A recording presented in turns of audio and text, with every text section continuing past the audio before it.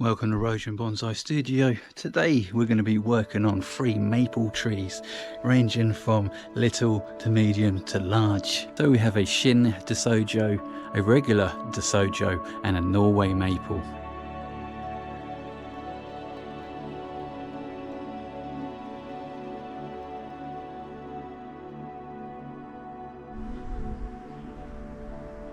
So this is a little Deshojo. I think it cost me around £10 from a garden centre a couple of years ago, and I have been working on it. Decided to keep it to its size, but it has got a little bit of work on it. We do need to clean the moss on here as well, but we'll get to that eventually. But right now we are just going to start shortening these internodes where we can and removing all the dead growth. Look, as you can see, it's extended, and you want to cut back to around about there. You can see where I've done it on the previous year on this one, and it's created these lovely little internodes. Do we want to start at ramification from down here, or do we want it here? I don't want them up here, so what I am going to do is probably start it from about there. And there's really not that much to do, just chopping back to where we can and removing plenty of dead growth, just to help give it more a natural form, which will all happen in time. That's looking a lot nicer and cleaner already. You can see I've got this here. It's kind of like a garden rake. Some of these will have to go. I'm going to eliminate you. I'm also going to eliminate you. It's still kind of now more of a trident, but it works. To about there. I think that one there's died off. Yeah, we're going to remove this one as well. As you can see here, just cut that off.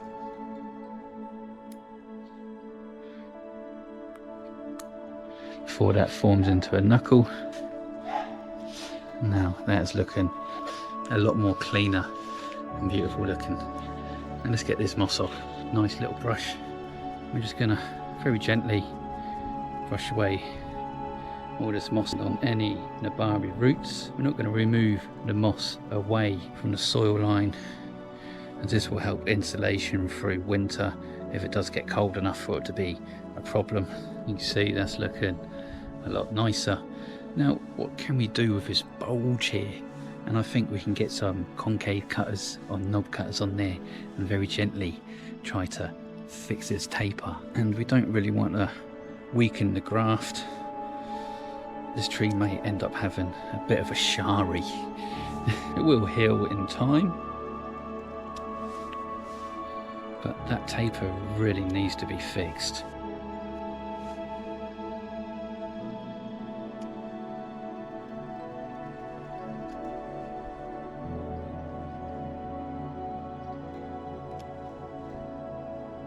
Go. Now that's looking like a lot nicer, but what we do need is get some cut paste on there. So we're going to be using the cut putty from Norway Bonsai. Fantastic stuff, absolutely loving. And we're not going to cover the entire wound, because in the middle here is dead wood anyway, and it's pointless wasting it. And we're just going to do a nice thin layer around where you can see the cambium, just to help it heal up. Always find it's best to water your fingers. And just get it in your fingers like that. Make little sausages. You just work your way around it.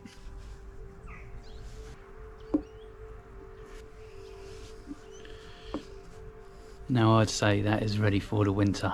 Absolutely beautiful looking little tree. Whether it needs winter protection will depend on how cold we get. Now where I am, we don't very regularly go below -2 or -3. All depends on your location.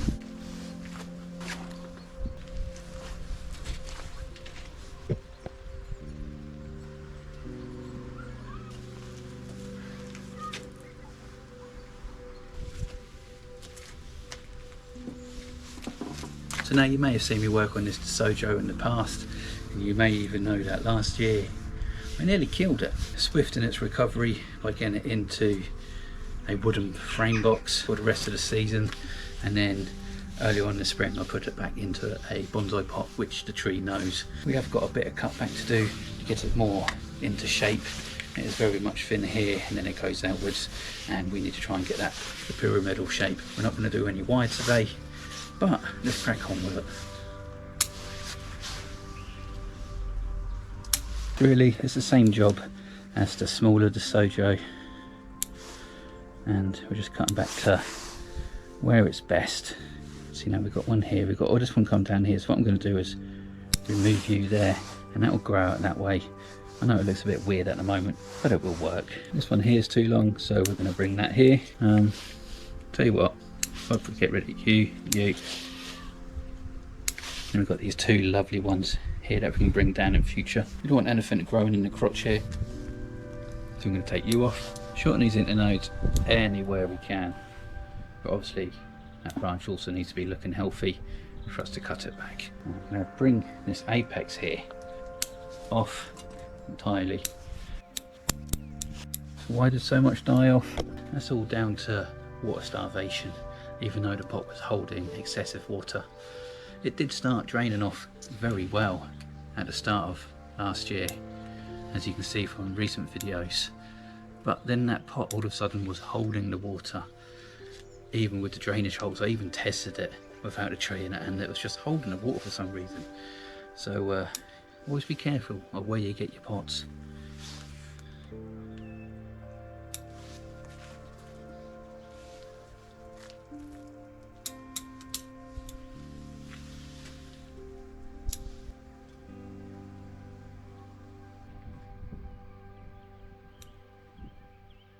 I think that's about all we can do for this tree at this time. I will update in the spring with this one, with its lovely glorious red colours. It didn't look so fabulous most of the year, but it was in recovery, and I feel like it's got lovely buds. This time last year it had no buds at all. Yeah, so you can see it's starting to get that shape again.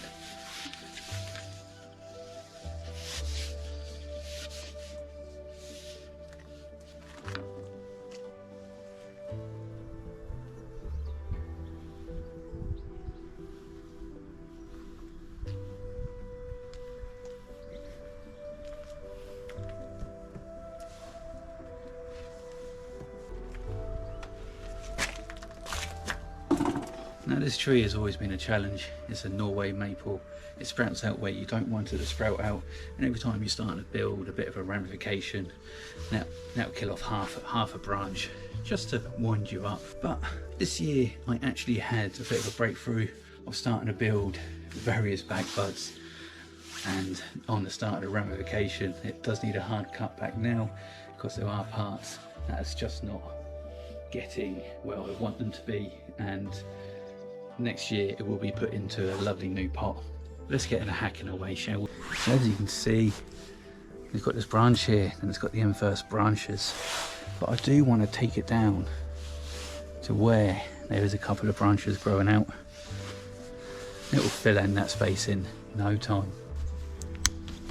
Remove the one behind it, maybe even this one here. Inverse taper as it gets thicker and older. Just going to take that out for now, and as you can see there's loads of buds. This is from cutting back hard in the middle of summer, and the tree really responded well. But I am a bit cautious of cutting back, because where you think you're cutting it back to a node, this tree's been known to die off on me in the past more than once. So we're going to watch this very, very carefully.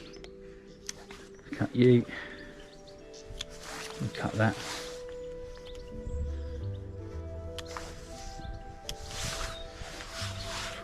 Just remove you entirely. This is probably going to be the hardest cut back I've ever given this tree.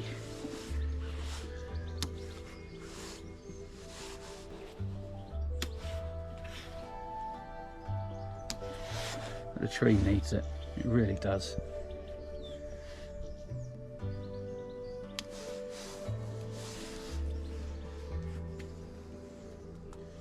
Same with these here, we're never going to need them. We are going to cut you back. Now to the top. We are going to cut it back hard. I'm going to take this branch back down to these two. We'll slowly work our way down. Oh, so it's kind of got two apexes there. It needs one, but when it's in leaf, it works. That is the issue. So we need to get in here and remove this old dead branch.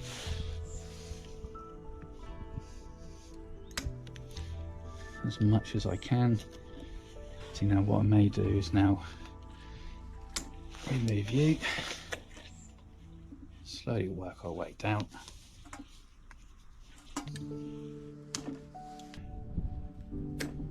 How do I know this tree's dormant? It's not leaking sap.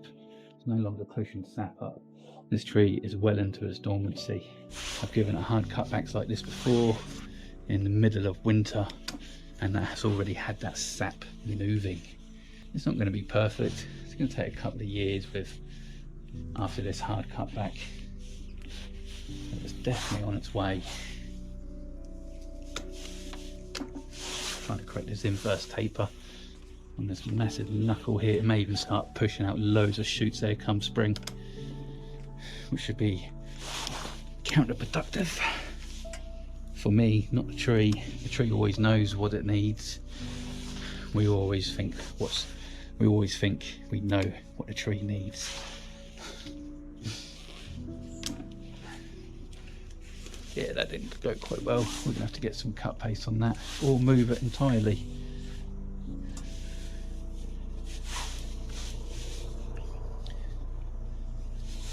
Yeah, we're gonna move it. All that work. That actually looks better. Now if we get rid of this awkward one, these little ones. So we've got the obnoxious helicopter going around.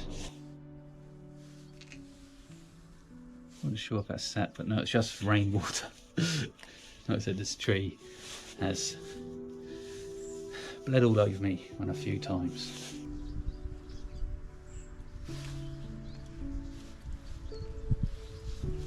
And we are just going to try and clean some of this moss off best as we can. I did used to have a better brush, but this one seems to be working. Like, I like moss on the soil, but I don't like it on the trunk, unless you're a privet nigristum. You can handle it. You see people using vinegar or small amounts of lime sulfur for the moss. It's not needed. That moss is going to come back eventually anyway, so why contaminate your soil line?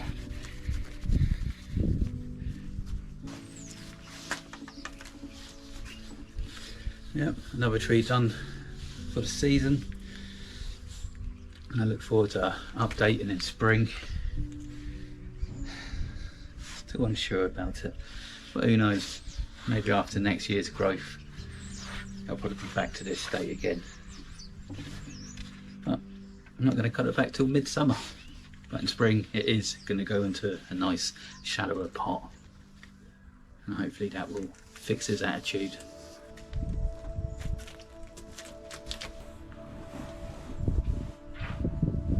So that's about all I can do on the Japanese maple at this time. We have got some more to work on, like this fabulous one. I've got to do some selection for this apex, but I've done the same treatment with all the sorting out the taper in the branches. And we do have the forest. That's done absolutely amazing this year. And we've also got the Kabadachi, which has fused absolutely beautiful over the last couple of years. Another couple of years and that'll be ready to go into a shallow pot, I reckon. But it's going to be left to grow up until this time next year, until this next hard cutback. But yeah, I really enjoy making all these videos for you. It's starting to get windy, we're due loads of rain. I'll see you in the next one.